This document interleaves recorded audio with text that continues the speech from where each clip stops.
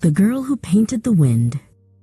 In the coastal town of Stillwater, the air was as heavy as a thick wool blanket. No breeze ever ruffled the curtains, and the sea sat as flat and shiny as a sheet of glass. Maya lived in a house on the cliffside, watching the windmills that never turned. She often sighed, wishing the world would just wake up and move. One morning, while beachcombing for treasures, Maya saw something sparkling trapped between two smooth gray stones.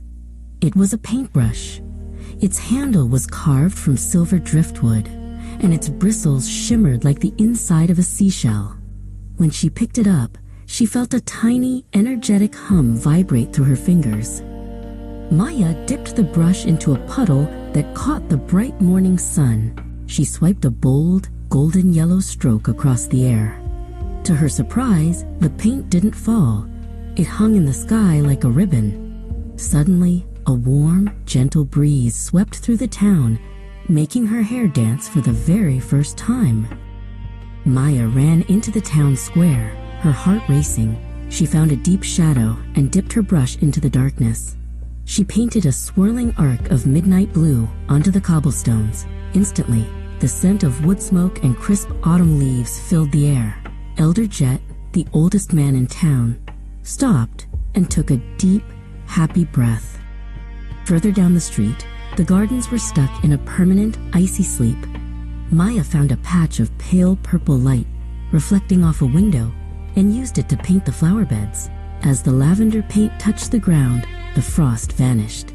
Her friend Kai cheered as the clay flowers began to bob and sway, as if waking from a long nap.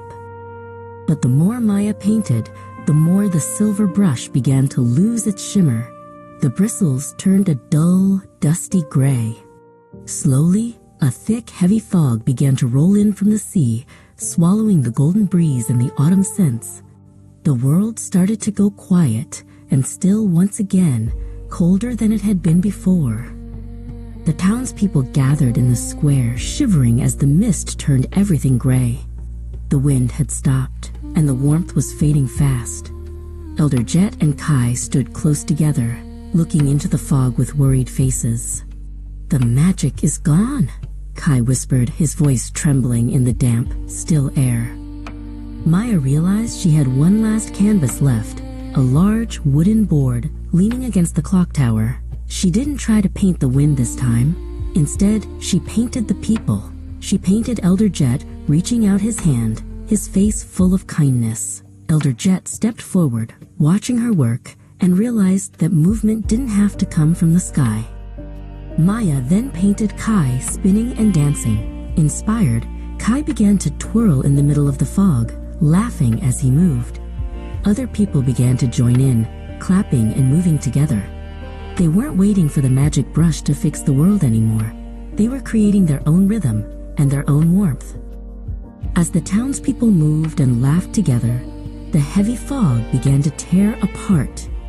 A real wind, stronger and fresher than any paint, roared through the streets. The windmills began to spin, their sails creaking happily. Maya held her empty brush and smiled, knowing that while colors might fade, the power to keep things moving lived inside them all.